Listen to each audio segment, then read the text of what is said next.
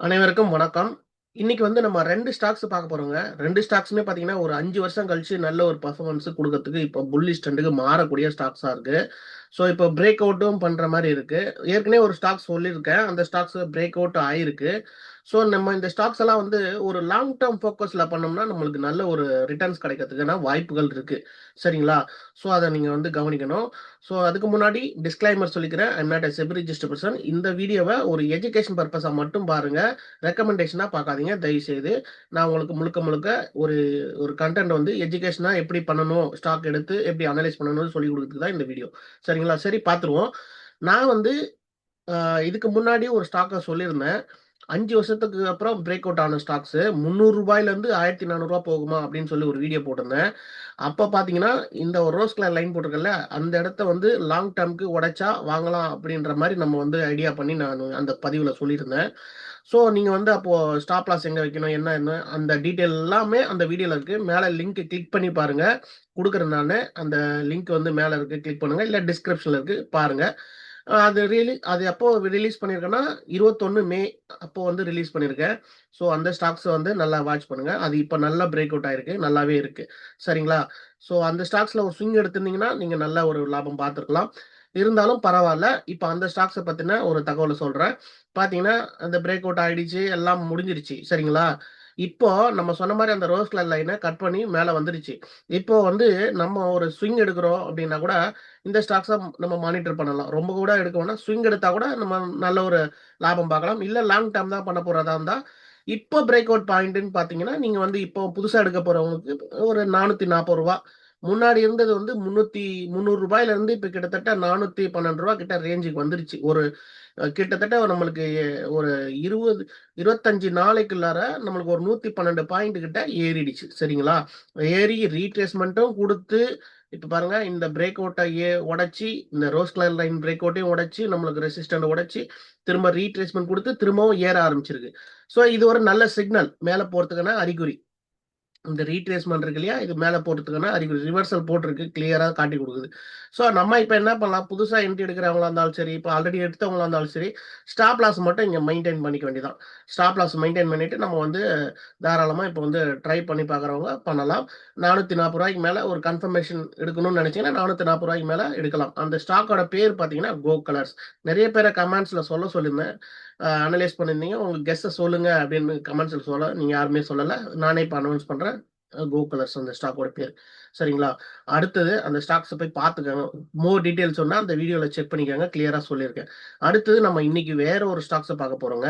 அழகான ஸ்டாக்ஸ். நல்ல ஒரு ஃபால் ட்ரெண்ட கன்டின்யூ பண்ணிட்டு, இப்பதான் முடிச்சு ஒரு ரிவர்சலா போடுறதுக்கு தயாரா இருக்கு. இந்த ஸ்டாக்ஸ் பார்த்தீங்கன்னா, கிட்டத்தட்ட ஒரு 83% மேல இருந்து கீழ விழுந்திருக்கு.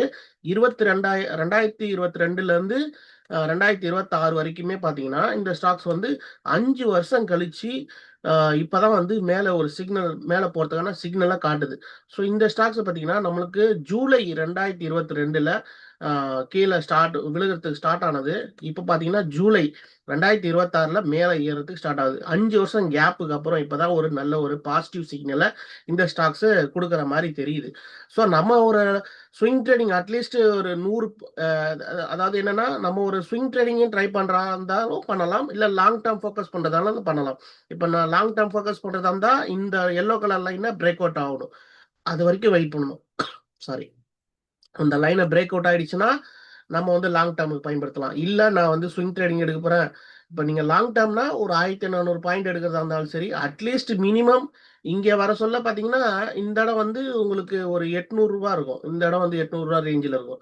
இப்போ வந்து கிட்டத்தட்ட ஒரு ரூ. 400 ரேஞ்சுல இருக்கு. பாதிக்கு பாதி எடுக்கலாம். ஷார்ட் டெர்ம் பண்றவங்களா இருந்தா நான் ரூ. 800 இல்ல நான் லாங் டெர்ம் ஃபோக்கஸ் பண்றதா இருந்தா ரூ. 1400 வரைக்கும் நீங்க பண்றவங்க பண்ணலாம். ஸோ அந்த மாரி அந்த ஃபோக்கஸ் வந்து நம்ம லாங் டெர்மா வச்சுக்கணும். இப்ப பாட்டம்ல போய் சீப்பான பிரைஸ்ல நம்ம வாங்க போறோம். ரூ. 1400 எங்க இருக்கு? இப்ப இருக்க பிரைஸ் பார்த்தீங்கன்னா, எவ்வளோ இருக்கு? நான் உங்களுக்கு வந்து இப்ப இருக்க பிரைஸ் பார்த்தீங்கன்னா, ரொம்ப ஒரு 412 அந்த ரேஞ்சுல தான் இருக்கு. சரிங்களா? ஸோ அந்த ஸ்டாக்ஸ வந்து நீங்க வந்து வாட்ச் பண்ணுங்க. கண்டிப்பா பிரேக் அவுட் ஆயிடும். பிரேக் அவுட் ஆயிடுச்சுன்னா, நம்ம லாங் டெர்ம் யோசிக்கலாம். சப்போஸ் நமக்கு பிரேக் அவுட் ஆயிடுச்சு, எனக்கு அவ்வளோ நாளா வெயிட் பண்ண முடியாதுன்னா, சின்னதா நான் ஸ்விங் ட்ரேடிங் மட்டும் பண்ணிக்கிறேங்க அப்படின்னு நீங்க முடிவு பண்ணீங்கன்னா, இந்த இப்போதைக்கு இருக்க கண்டிஷன் பார்த்தீங்கன்னா நல்ல ஒரு புல்லிஷ் ட்ரெண்ட் கேண்டில் போட்டிருக்கு. அந்த மொமெண்டம் கேண்டில கட் பண்ணி 422க்கு மேல வச்சுதுன்னா, இப்போ 411 கிட்ட இருக்கு. 422க்கு மேல வச்சுதுன்னா, நீங்க என்ன பண்ணலாம்? ஒரு ஸ்விங் ட்ரேடிங் ட்ரை பண்ணலாம். 511 வரைக்கும் போறதுக்கான சான்சஸ் இருக்கு. ஸ்விங் ட்ரேடிங் ட்ரை பண்றதா இருந்தா, ஒரு ஸ்டாப் லாஸ கொஞ்சம் நீங்க உங்களுடைய ரிஸ்க் ரிவார்டுக்கு ஏத்த மாரி ஸ்டாப் லாஸ் வச்சுட்டு 511 வரைக்கும் நீங்க பார்த்துட்டு, அதுக்கு ஏத்த மாரி ஒரு ஸ்விங் எடுக்கிறதா இருந்தாலும் எடுக்கலாம். இல்ல நான் லாங் டெர்ம் ஃபோக்கஸ் பண்றதா இருந்தா, போட்டுட்டு அமைதியா விட்டுறணும். ஒரு 2 வருஷம் வரைக்கும். இல்ல 2, 3 வருஷம் வரைக்கும் அது ஏறுற வரைக்கும் விட்டுருங்க. நல்ல ஒரு சீப்பான பிரைஸ் ரூ. 400லேருந்து ஒரு ரூ. 1000க்கு மேல போற வரைக்கும் நம்ம அமைதியா இருக்கணும். அப்போ இந்த ஸ்டாக்ஸ் நம்மளுக்கு ரொம்ப கை குடுக்கறதுக்கான வாய்ப்புகளா நான் பார்க்குறேன். ஸோ நீங்க வந்து செக் பண்ணிக்கங்க அதுக்கு முன்னாடி.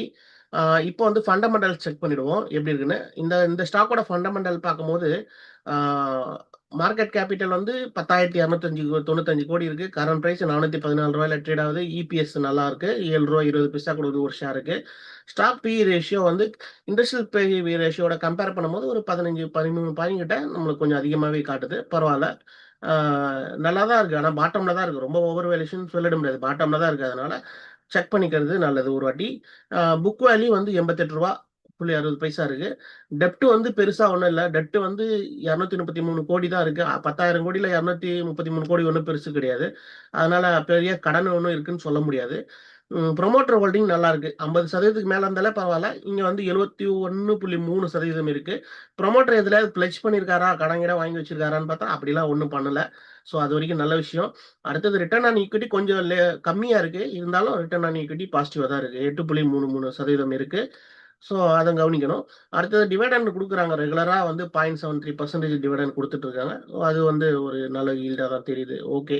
ஓகே தான். இந்த ஸ்டாக் ரூ. 400 பிரைஸ்க்கு அது குடுத்துட்டு இருக்காங்க. அதாவது ரிட்டர்ன் ஓவர் வந்து பார்த்தீங்கன்னா, 6 மாசத்துல உங்களுக்கு 2.57% வந்து ஒரு ரிட்டர்ன் குடுத்துருக்கு. ஸோ லாங் டெர்ம் பெர்ஸ்பெக்டிவ்ல பார்க்கும்போது தான் இது வந்து நல்லா வொர்க் ஆகுன்றது இப்போதைக்கு தெரியுது.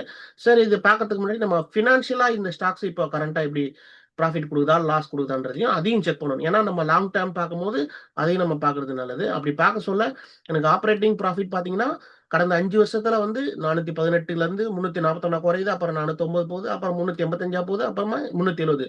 ஸோ 350லருந்து 420 அந்த ரேஞ்சுக்குள்ள தான் இருக்கு. மாறி மாறி வருது.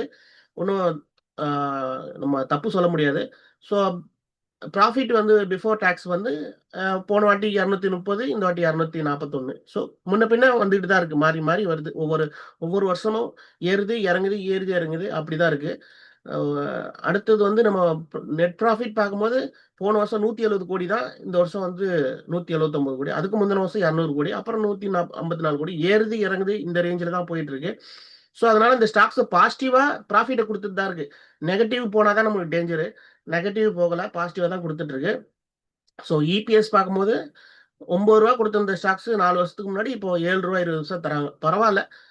பாசிட்டிவா ஏதாவது தராத மத்த ஸ்டாக் கூட தருதுன்றது ஒரு சந்தோஷப்பட வேண்டிய விஷயம் தான். ஸோ இந்த ஸ்டாக்ஸ நம்ம லாங் டெர்ம் பெர்ஸ்பெக்டிவ்ல பார்க்கும்போது ஓரளவுக்கு எனக்கு என்னுடைய வியூ படி கொஞ்சம் நல்லா தான் இருக்குன்றத நான் பார்க்குறேன். ஸோ நீங்க வந்து பாட்டம்ல வாங்கணும் அப்படின்னு நினைச்சீங்கன்னா, பார்த்து நீங்க ஒரு வாட்டி அனலைஸ் பண்ணிட்டு ஃபினான்ஷியல் அட்வைசர் கேட்டுட்டு ட்ரை பண்ணி பார்க்கலாம்.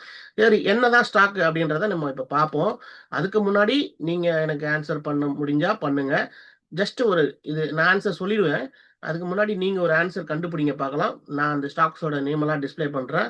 1 Bata India, 2 Relax footwear, Relaxo footwear, 3 Campus Activewear, 4வது டி ஆப்ஷன் வந்து லிபர்ட்டி ஷூ. ஸோ இதுல எதுவா இருக்கும்? உங்களுடைய கெஸ் என்ன? யாருக்காவது சொல்ல முடியுமா? முடிஞ்சா நீங்க இப்ப கெஸ் பண்ணியிருந்தீங்கன்னா, கமெண்ட்ஸ்ல நீங்க கரெக்ட்டா சொல்லிட்டீங்கன்னா, நீங்களே கமெண்ட்ஸ்ல அத பதிவு பண்ணுங்க. அத பார்க்கும்போது எனக்கு ஹேப்பியா இருக்கும். ஆ இப்போ நான் ஆன்ஸர சொல்லிர்றேன். ஏன்னா யாருமே ஆன்ஸர் கமெண்ட்ஸ்ல சொல்ல மாட்றீங்க. அதனால நானே சொல்லிர்றேன். ஜஸ்ட் நீங்க கண்டுபிடிச்சிட்டீங்க அப்படின்னு உங்களுக்கு ஒரு சந்தோஷம், மன திருப்தி இருந்ததுன்னா, அந்த ஸ்டாக்ஸ கீழ பதிவு பண்ணுங்க. ஓகே. ஸோ அந்த ஸ்டாக்ஸோட நேம் என்னன்னு பார்த்துருவோமா? ரிலாக்ஸோ ஃபுட்வேர். ஓகே. ஸோ இந்த அனாலிசிஸ் உங்களுக்கு பிடிச்சிருக்கும்னு நான் நம்புறேன். புடிச்சிருந்ததுன்னா, நீங்க எனக்கு மறக்காம லைக் பண்ணிட்டு, சப்ஸ்கிரைப் பண்ணி, ஷேர் பண்ணி விட்டீங்கன்னா, என்னுடைய வீடியோவும் மத்தவங்களுக்கு காட்டும். கொஞ்சம் எனக்கும் ஹெல்ப்பா இருக்கும், சப்போர்ட்டிவா இருக்கும். சரிங்களா? மறக்காம சப்ஸ்கிரைப் பண்ணிட்டு பாருங்க நண்பர்களே. நெறைய பேர் சப்ஸ்கிரைப் பண்ணாம பார்க்குறீங்க. நோட்டிஃபிகேஷன் பெல்ல பிரஸ் பிரஸ் பண்ணி வச்சுக்கோங்க. நன்றி, வணக்கம். நம்ம அடுத்த நல்ல பதிவுல சந்திக்கலாம். Thank you.